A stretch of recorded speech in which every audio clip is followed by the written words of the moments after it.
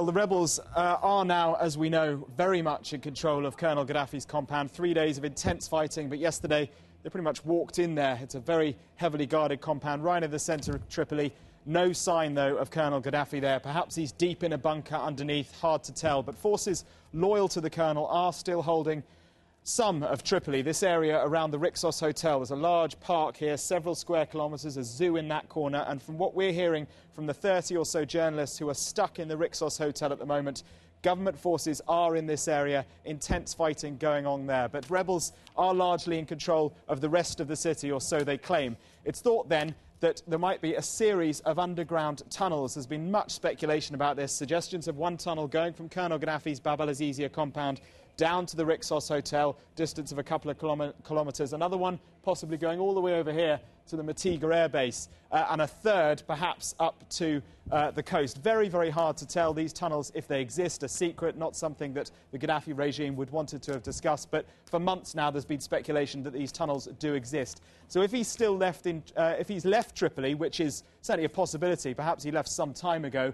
then Sirte is somewhere he could be. It's his hometown, and right along this coast, it's pretty much the only town, major town at least, that is still in government hands. All these other towns, Benghazi, Brega, Misrata up here, they're all in rebel hands. Sirte is not, so perhaps he's gone there.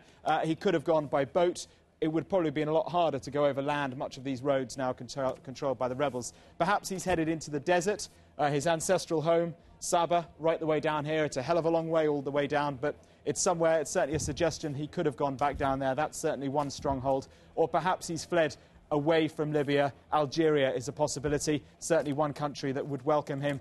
Perhaps he's gone there. The border's very, very porous between Libya and Algeria. Another country, the southern border with Chad, I think it's unlikely he would have made the drive. Don't forget, all this is pretty much desert, no roads at all. Perhaps he's flown there, but there's a no-fly zone in place. I think they'd have picked him up. If Colonel Gaddafi had been trying to travel across the country, he wouldn't have wanted to be seen. Now, there is a network of tunnels right the way underneath the whole of Libya, several areas. They carry water, ostensibly, but the suggestion, perhaps, is that some of them aren't finished, they're not full of water, and if they're not, perhaps he could have got around the country using these tunnels. It's something we're having a look into a little more detail. Certainly the tunnels exist over in the east and over in the west, and they're big enough to carry vehicles. But it's pretty clear we haven't seen Colonel Gaddafi for quite some time. The rebels, they're looking for him. They're looking for him hard.